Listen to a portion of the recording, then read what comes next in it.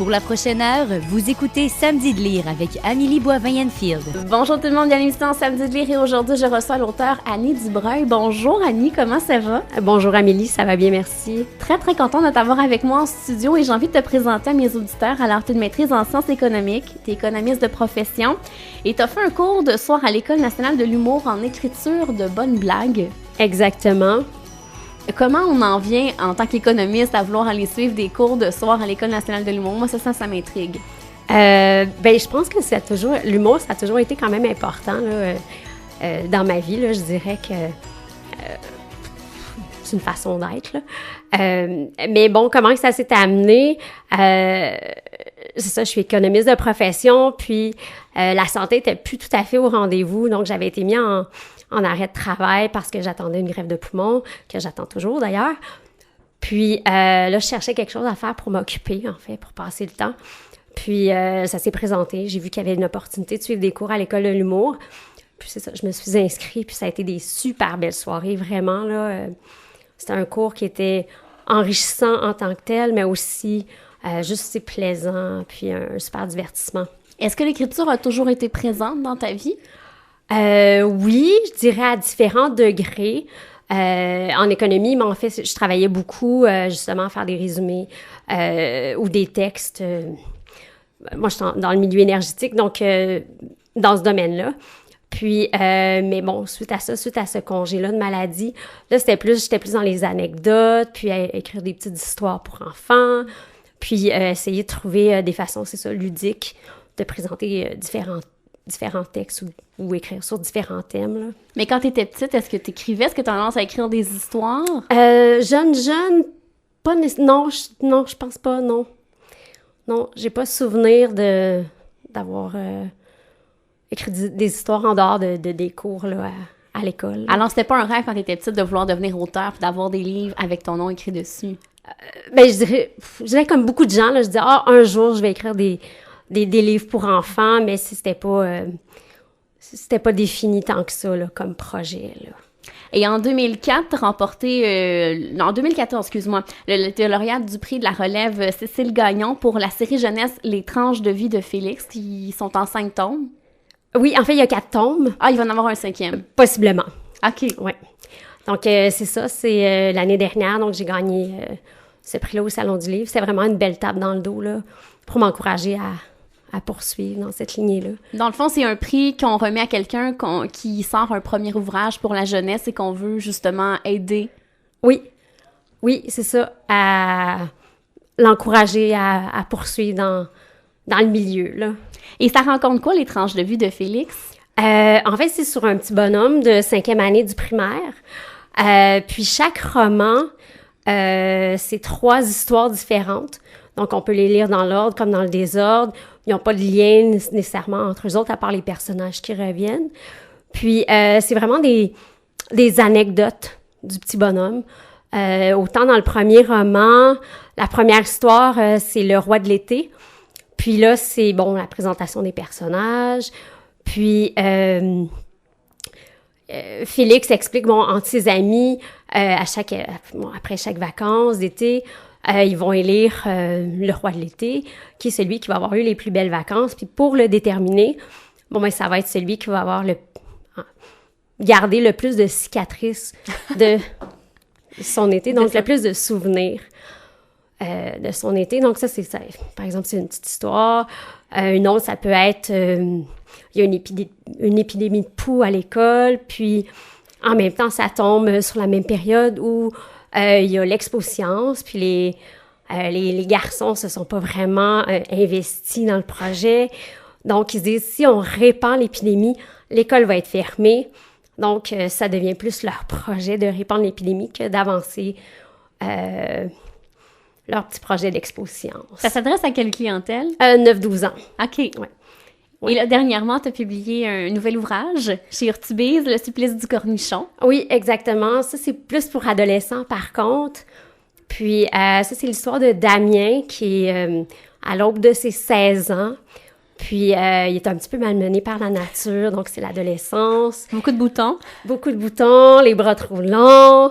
Il veut trouver l'amour. Oui, exactement. Premier baiser. Oui, en fait, il aimerait ça prendre une fille dans ses bras. Il n'a pas beaucoup d'expérience, puis il sent une pression sociale par rapport à ses amis d'avoir une première blonde. Puis, il jette son dévolu sur Lauriane, qui est en fait la plus belle fille de l'école. Puis, il se rend compte qu'à ses yeux, à elle, il est rien. Non, absolument rien. Il est rien de moins qu'un cornichon. Donc, c'est difficile pour lui de passer par-dessus tout ça. Puis, étrangement, dans sa famille, il y a plusieurs oncles, cousins de la fesse gauche qui semblent décédés tous de façon tragico-loufoque. Donc, il se ramasse souvent au salon funéraire où il rencontre des membres de sa famille, dont un oncle qui est un peu... Jérôme? Plus fortuné, qui semble avoir réussi, qui décide de lui inculquer... Des conseils. Voilà, exactement. Pour réussir sa vie, puis devenir riche, parce que selon lui, c'est la façon que son neveu va réussir dans la vie, puis se faire une belle blonde, c'est en devenant riche. Puis c'est ça, Damien va découvrir que il y a beaucoup d'autres choses, que ça peut impliquer beaucoup d'autres choses. Et c'est le fun aussi de voir dans l'ouvrage la relation avec les parents aussi. Oui. Damien avec ses parents, justement le premier emploi que ses parents voudraient qu'il ait, le lien aussi avec l'argent, parce que quand on est jeune puis qu'on travaille pas, on n'a pas l'impression qu'il faut travailler aussi fort pour avoir des sous. Oui, exactement. Son père, lui, aimerait beaucoup que son fils devienne un petit peu plus autonome, puis qu'il ait un premier emploi, puis qu'il apprenne, en fait, c'est ça, la vraie valeur de l'argent en suant un peu au-dessus d'une planche chauffante, là, à flipper des hamburgers. Puis Damien, lui, il voit pas ça du même œil, en fait. Et ce que je trouvais drôle, c'est la relation avec son frère Léo, son frère qui est handicapé, qui a les jambes un peu croches. Oui, c'est ça, les tendons un peu trop courts, là. Et il y a vraiment une dynamique entre les deux contre les parents, souvent. Moi, je trouvais ça tellement drôle, là. Oui, puis autant aussi, c'est comme un petit peu le grand frère, son petit frère, c'est un peu son idole aussi, quand même. Il aime beaucoup l'attitude positive que son frère a, puis sa façon d'être. Donc, je trouvais ça important de mettre une belle dynamique fraternelle. Et il y a aussi l'ombre de Damien, Igor. Oui, qui est un immigrant ukrainien qui vient d'arriver, puis qui a décidé que Damien, c'était son ami. Puis, Damien n'a pas vraiment eu son mot à dire, mais au fil du roman, il va quand même découvrir quelqu'un qui apprécie, puis qui a des belles qualités humaines. Il va y avoir une belle relation d'amitié entre les deux, finalement. Oui, qui va aider beaucoup Damien à cheminer, puis à prendre la maturité. Et moi, j'aimerais te demander, parce que l'ouvrage est écrit au jeu, c'est un personnage masculin, comment ça a été, toi, en tant que fille, d'écrire au masculin? En fait, ça vient comme naturellement. Autant pour Félix, l'étranger Félix, que c'est un petit bonhomme, un petit garçon, que ça venait... Je pense que je m'imprègne de mon personnage, puis c'est lui qui parle à travers mes doigts sur mon clavier. Donc, non, ça devient vraiment naturel. Est-ce que ça a été facile pour toi de te replonger dans l'adolescence? Ah oui, c'est vraiment une belle période. Ouais, moi, je garde des super beaux souvenirs de mon adolescence, puis je pense que c'est ça que je veux transposer dans cette histoire-là. Est-ce que ça t'a donné envie d'en écrire une suite ou d'écrire d'autres livres pour adolescents? Oui, je suis en train d'écrire, en fait, la suite du supplice du cornichon. Oui, avec donc les mêmes personnages, quelques mois plus tard. Donc, on voit encore une évolution chez Damien. Et t'es quel genre d'auteur, Annie? Est-ce que t'es l'auteur qui va s'asseoir chaque matin pour écrire ou tu vas écrire quand l'inspiration vient? Moi, j'écris le soir.